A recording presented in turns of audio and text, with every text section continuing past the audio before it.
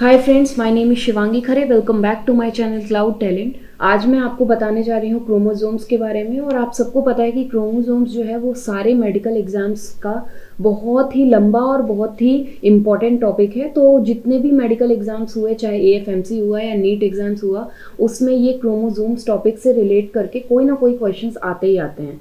सो आइए हम स्टार्ट करते हैं क्रोमोसोम्स, और मैं वन बाय वन आपको बताते जाऊँगी कि कौन सा क्वेश्चंस कोई भी मेडिकल एग्जाम्स में पूछा गया है। सो फर्स्ट पॉइंट है, chromosomes was discovered by Nageli. Nageli scientist ने इसको डिस्कवर किया था। And term was given by Waldeyer. याद रहे, जो टर्म दिया था जिस साइंटिस्ट ने, उसका नाम है वोल्टेयर। एंड जो डिस्कवरी की थी उसका नाम है निगेली। तो ये अक्सर बच्चे कंफ्यूज हो जाते हैं निगेली और वोल्टेयर में, डिस्कवरी और टर्म्स में, तो ध्यान रहे आपको। Its functional significance was given by Sutton. Sutton ने इसका फंक्शनल सिग्निफिकेंट दिया था। And next topic is chromosomes are present in nucleus. ये सारे स्टूडेंट्स को पता होगा कि जो क्रोमोसोम्स होता है वो किस में प्रेजेंट होता है, न्यूक्लियस में प्रेजेंट होता है। It can be seen only the metaphase of cell division. ये सेल डिवीजन के ओनली मेटाफेज वाले उसमें ही दिखता है। अगर हम देखना चाहें क्रोमोसोम्स को तो it can be seen only metaphase of cell division. सिर्फ मेटाफेज में ही पूछता है। अक्सर ये हर मेडिकल एग्जाम्स में पूछा गया क्वेश्चंस है कि क्रोमोसोम्स कौन से फेज में दिखता है, तो इट्स मेटाफेज। ओके, आइए नेक्स्ट पॉइंट स्टार्ट करते हैं। देखते हैं नेक्स्ट पॉइंट क्या है। Next point is structure of chromosomes. Structure of chromosome students बहुत इंपॉर्टेंट है, क्योंकि आपको जब स्ट्रक्चर नहीं समझ में आएगा तो आप क्रोमोसोम समझ नहीं पाओगे। तो स्ट्रक्चर आपको स्क्रीन पे दिख रहा होगा कि यहाँ पे एक क्रोमोसोम्स है। इस क्रोमोसोम्स का देखिए, ये रहा centromere, and this is a short arms and this is a long arm. आपको देखने से ही पता चल रहा होगा कि ये लेंथ में शॉर्ट है, तो इसका नाम क्या है, शॉर्ट आर्म्स, और इसको क्या बोलते हैं, लॉन्ग आर्म्स। ठीक है। Next, this is a kinetochore कहते हैं इसको। And this is a sister chromatid and these are telomeres. ये जो टर्म्स हैं स्टूडेंट, ये बहुत इंपॉर्टेंट है। टीलोमियर हो गया, काइनेटोफोर हो गया, या फिर सिस्टर क्रोमेटिड हो गया, या फिर सेंट्रोमियर हो गया। ओके, मैं वन बाय वन आपको इन टर्म्स के बारे में भी बता दूंगी, क्योंकि आपको टर्म्स पता होना चाहिए कि किसको सेंट्रोमियर्स कहते हैं, क्या फंक्शंस होता है इसको, काइनेटोफोर का क्या फंक्शंस होता है। और ये जो ब्लॉक में दिया है ये है types of chromosomes. Types of chromosomes में मैं आपको डिटेल में बताऊंगी। अभी सिर्फ आपको नाम बता देती हूँ कौन कौन से टाइप के क्रोमोसोम्स होते हैं। तो first one is metacentric, second one is submetacentric, third one is acrocentric, and fourth one is telocentric. तो आइए हम एक बार पहले टर्म्स देख लेते हैं क्रोमोसोम्स के, like centromere, telomere, kinetochore and sister chromatids. Okay, fine. Next point start होता है। नेक्स्ट पॉइंट देखिए, आपको स्क्रीन पे दिख रहा होगा। Uh chromosomes consist of 2 chromatid is known as dyad. Dyad, ये बहुत सारे कंपटीशन में पूछा गया होता है। डायड अक्सर कई सारे स्टूडेंट्स को पता ही नहीं रहता है कि 2 क्रोमेटिड जो कंसिस्ट कर रहा है क्रोमोसोम्स, उसको हम कहते हैं डायड। मैं आपको एक बार स्ट्रक्चर में दिखा देती हूँ कि डायड कहाँ पे प्रेजेंट है। Okay, these are dyads. आपको यहाँ पे स्क्रीन पे दिख रहा होगा, this is known as dyad. इस वाले स्ट्रक्चर को हम क्या बोलते हैं, डायड, DYAD। ओके, आइए नेक्स्ट टर्म्स देखते हैं। नेक्स्ट टर्म क्या है।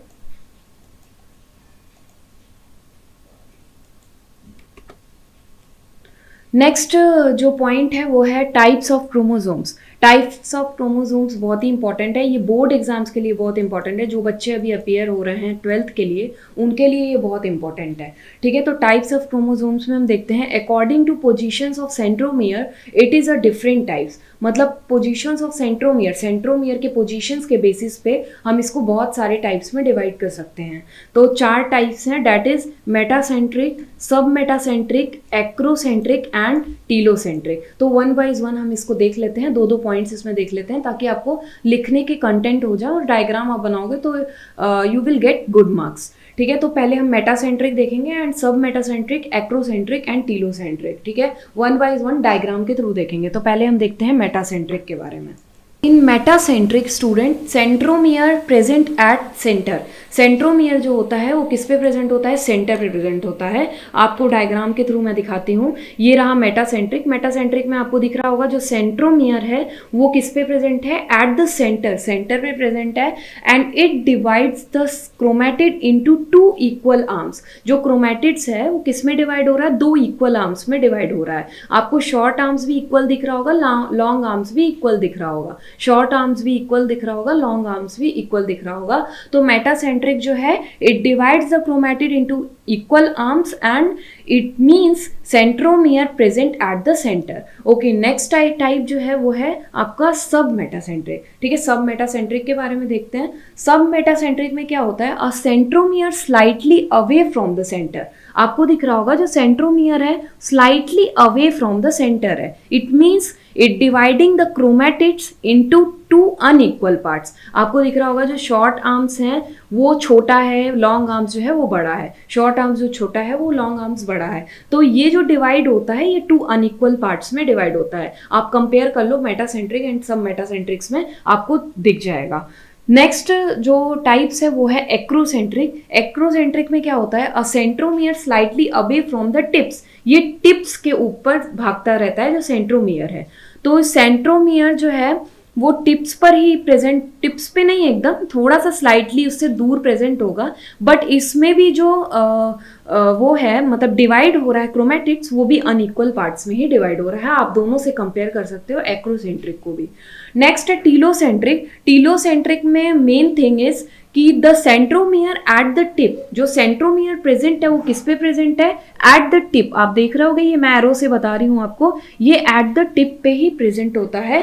और अब बात करते हैं कि एनाफेज जो होता है सेल डिवीजन का, उस एनाफेज में ये सारे क्रोमोसोम्स कौन से शेप में दिखते हैं। तो आइए मैं स्क्रीन पे आपको लिख देती हूँ कौन से शेप में एनाफेज में ये सारे क्रोमोसोम्स दिखते हैं वन बाई वन। तो अगर मैं मेटासेंट्रिक की बात करूं तो मेटासेंट्रिक जो है ये वी शेप का दिखता है। ठीक है, नेक्स्ट सब मेटासेंट्रिक की अगर मैं बात करूं, सब मेटासेंट्रिक किस शेप में दिखता है, एल शेप में दिखता है। एक्रोसेंट्रिक की अगर मैं बात करूं तो ये जे शेप में दिखता है। And then last one is telocentric. Telocentric की मैं बात करूं तो ये सेल डिवीजन के एनाफेज में आई शेप का दिखता है। तो this is a very important for board में अक्सर और नीट एग्जाम्स और एएफएमसी में पूछता है हमेशा कि मेटासेंट्रिक का जो एनाफेज होता है कंडीशन, एनाफेज में कौन सा शेप का दिखता है। तो V shape, L shape, J shape and I shape आपको याद करना जरूरी है। आइए नेक्स्ट पॉइंट देखते हैं, नेक्स्ट पॉइंट पढ़ते हैं हम। नेक्स्ट पॉइंट है some terms related to chromosomes. कुछ टर्म्स हैं जो क्रोमोसोम से रिलेट हैं, उनको जानना जरूरी है। First one is kinetochore. It is a disc like protein compiled to which spindle fibres attach. They also help in chromosomals movement during cell division. Cell division के टाइम जो क्रोमोसोमल्स का movement है वो किस पे डिपेंड होता है, काइनेटोफोर्स पे डिपेंड होता है। And it is a type of protein which compile to which spindle fibres attach. ठीक है, ये कंपाइल करके और स्पिंडल फाइबर्स उस पर अटैच करता है। ये डिस्क लाइक प्रोटीन होता है। तो मैं आपको एक बार डायग्राम में दिखा देती हूँ। डायग्राम में आपको काइनेटोफोर देखने से पता चलेगा कि किसको कहते हैं एक्चुअली काइनेटोफोर। सो आइए डायग्राम में हम देख लेते हैं। डायग्राम में ये रहा, आपको ये रहा दिख रहा होगा काइनेटोफोर।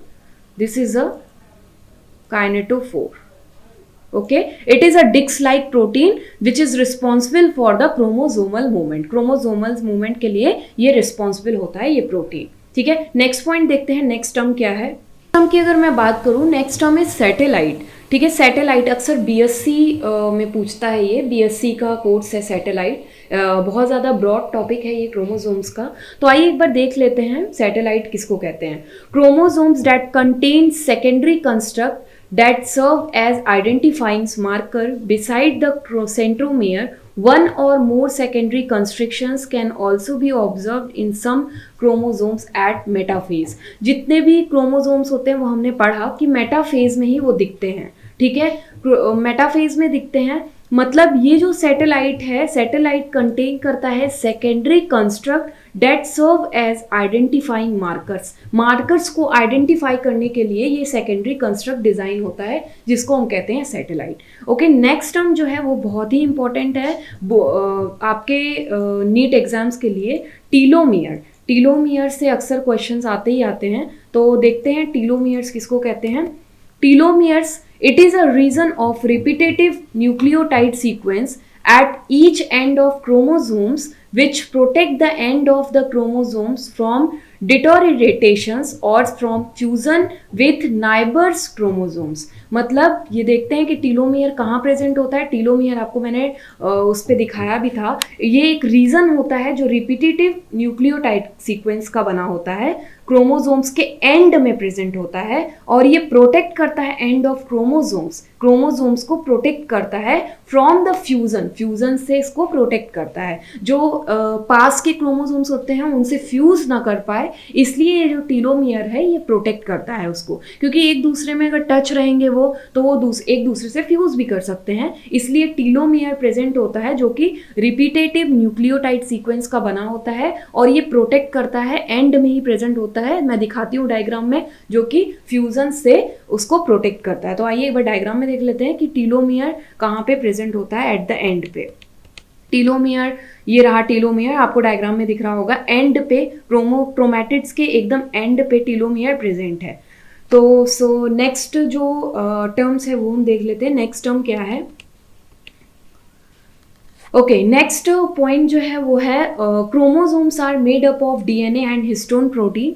क्रोमोसोम्स किससे बना होता है? डीएनए और हिस्टोन प्रोटीन से बना होता है। बट नीट के एग्जाम्स के लिए याद रहे आपको, जो डीएनए होता है वो एसिडिक नेचर का होता है, वेयर एज अगर हिस्टोन प्रोटीन की मैं बात करूं तो ये बेसिक नेचर का होता है या फिर हाईली अल्कलाइन नेचर का होता है। तो ये दो चीज़ का ध्यान देना है, हर एक कॉम्पिटिशन में पूछता है कि अक्सर बच्चे लगा के आते हैं हिस्टोन प्रोटीन को एसिडिक और डीएनए को बेसिक। नहीं, DNA is acidic and histone protein is basic. Even histone protein जो होता है वो हाईली अल्कलाइन होता है। नेक्स्ट पॉइंट इज, हमने पढ़ा कि chromosomes is made up of DNA and protein, but in some amount of RNA is also present due to transcription. आपको सेंट्रल डोग्मा प्रोसेस पता होगा, अगर आपको नहीं पता है तो मैं लिंक डिस्क्रिप्शन पे डाल दूंगी, आप उस पर जाके मेरा वीडियो सेंट्रल डोग्मा का देख सकते हो। तो जो ट्रांसक्रिप्शन प्रोसेस है उसमें क्या होता है, डीएनए से एमआरएनए बनता है, और एमआरएनए से प्रोटीन बनता है, जिसको हम कहते हैं ट्रांसलेशन प्रोसेस, और डीएनए से जो एमआरएनए बन रहा होता है उसको हम कहते हैं ट्रांसक्रिप्शन प्रोसेस। तो उसमें आरएनए की जरूरत होती है, मैसेंजर आरएनए की जरूरत होती है।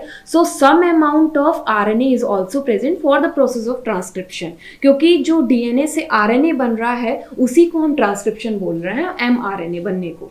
ठीक है, next point is histone protein are of 5 type. ठीक है, 5 तरह का हिस्टोन प्रोटीन होता है। H1 होता है, H2A होता है, H2B, H3 एंड H4। ठीक है, ये कॉम्पिटिशन में पूछता है अक्सर। Histone protein are highly alkaline, मैंने आपको पहले ही बता दिया है। हाईली एल्कलाइन प्रोटीन होता है which found in eukaryotic cells, not a prokaryotic cells. Even eukaryotic cells में ही सिर्फ हिस्टोन प्रोटीन जो होता है वो प्रेजेंट होता है, हाईली एल्कलाइन प्रोटीन होता है। Histones are the group of basic protein that associate with DNA to condense into chromatin. These line are very important. DNA to condense into a protein, जो DNA को condense करता है किसमें, chromatin में condense कर देता है, और ये ग्रुप ऑफ बेसिक प्रोटीन होता है। इवन हाईली एल्कलाइन भी हम इसको बोलते हैं। ठीक है, नेक्स्ट पॉइंट देखते हैं। नेक्स्ट पॉइंट क्या है, और ये स्टूडेंट जो मैं आपको बता रही हूँ ये बहुत इंपॉर्टेंट है। हर एक कंपटीशन में क्रोमोसोम्स के टॉपिक से रिलेट करके कोई ना कोई मेडिकल एग्जाम्स में पूछता है, इसलिए मैंने ये वीडियो बनाया है। ओके, नेक्स्ट पॉइंट स्टार्ट करते हैं। नेक्स्ट, ये जो टॉपिक है DNA coil to form a chromosomes, ये जो डायग्राम मैं दिखा रही हूँ, डायग्राम को समझना आपको बहुत ज़रूरी है। फिर आपको समझ में आ जाएगा कि डीएनए जो है वो कैसे कॉइलिंग करके और क्रोमोसोम्स फॉर्म कर देता है। ठीक है, diagram show how the DNA coil to form a chromosome. This is a very important for competition basis and also for board. जो 12th के एग्जाम्स के लिए अपियर होने जा रहे हैं उनके लिए भी ये इंपॉर्टेंट है। ठीक है, इवन एनसीईआरटी में ये दिया भी हुआ है। तो आइए स्टार्ट करते हैं। आपको स्क्रीन पे दिख रहा होगा, this is a double helical DNA, ये आपको फर्स्ट स्टेप दिख रहा होगा, this is a double helical DNA and its thickness is 2 nanometre. आपको ये डीएनए का थिकनेस दिख रहा होगा 2 nanometre and this is a double standard DNA. So after this is a coiling structure, आपको ये क्वाइलिंग स्ट्रक्चर नजर आ रहा होगा। ये जब क्वाइल करता है, क्वाइल करके क्या फॉर्म करता है, न्यूक्लियोजोम्स फॉर्म करता है। और इस न्यूक्लियोजोम्स का जो लेंथ होता है, थिकनेस होता है, वो कितना होता है, 10 नैनोमीटर होता है, जो कि लिखा नहीं है, मैं स्क्रीन पे आपको लिख के बता दे रही हूँ, ठीक है। 10 नैनोमीटर होता है। अगर मैं आपको स्टेप में बताऊँ तो first step, second step, third step, fourth step, fifth step दिया भी हुआ है आपके डायग्राम के ऊपर, आप देख सकते हो। और DNA molecules bind with a stone forming a vast number of nucleosomes. मतलब ये जो डीएनए मॉलिक्यूल्स है, ये जब बाइंड करता है, क्वाइल करता है, तो फॉर्म करता है क्या, न्यूक्लियोसोम्स। और ये न्यूक्लियोसोम्स कैसे इम्बेडेड होता है, सपोज ये डीएनए है, डीएनए पे इस तरह से न्यूक्लियोसोम्स जो है ये इम्बेडेड होता है। इसलिए यहाँ पे स्ट्रक्चर में आपको दिया हुआ है, nucleosomes forms beads on DNA strings. जिस तरह से आप देख सकते हो चेन में जिस तरह से मोती इम्बेडेड होता है, उस तरह से ये स्ट्रिंग्स में भी जो न्यूक्लियोसोम्स हैं वो इम्बेडेड होते हैं। और इसकी जो थिकनेस होती है वो 10 नैनोमीटर्स होती है। सो अगर ये नैनोमीटर, ये न्यूक्लियोसोम्स फर्दर जब क्वाइल्ड होता है, क्वाइल्ड करके फॉर्म करता है solenoid, it coil and in the form of solenoid, these having 6 nucleosomes. जो सोलेनॉइड स्ट्रक्चर होता है, सोलेनॉइड में 6 न्यूक्लियोसोम्स प्रेजेंट होते हैं और इसका जो थिकनेस होता है 3 नैनोमीटर होता है। फर्दर जब क्वाइलिंग होती है with the help of scaffold protein, तब जो इसका थिकनेस होता है ये बढ़ करके हो जाता है 300 नैनोमीटर एंड फिर फर्दर जब क्वाइलिंग होती है तो इसका थिकनेस बढ़ जाता है 700 नैनोमीटर। और ये जो क्वाइलिंग हो रही है ये किसके बेसिस पे हो रही है, with the help of scaffold protein, ठीक है। स्कैफोल्ड प्रोटीन को हम बोलते हैं नॉन हिस्टोन प्रोटीन। याद रहे, हर एक कंपटीशन में पूछता है, scaffold protein is also known as non histone protein, ठीक है। फिर ये जब क्वाइलिंग स्ट्रक्चर क्वाइल करके इसकी थिकनेस धीरे धीरे बढ़ती है, 1400 नैनोमीटर होती है, तो ये न्यूक्लियोसोम्स में कन्वर्ट हो जाता है। और आपको न्यूक्लियोसोम्स का थिकनेस यहाँ पे लिखा है कितना होता है, 400 नैनोमीटर। मतलब आपने देखा कि डीएनए जो है वो क्वाइल्ड करके किस तरह से क्रोमोसोम्स फॉर्म हो रहा है, ठीक है। These are very important topic and यहाँ पे मेरा जो वीडियो है ये खत्म होता है। आई होप आपको वीडियो पूरी अच्छी तरीके से समझ में आया होगा। और अगर समझ में आया है तो लाइक करो, सब्सक्राइब करो, और नहीं समझ में आया है तो मेरे कमेंट सेक्शन पे जाके कमेंट करो, मैं आपको रिप्लाई करूंगी। Thank you so much, bye bye, take care.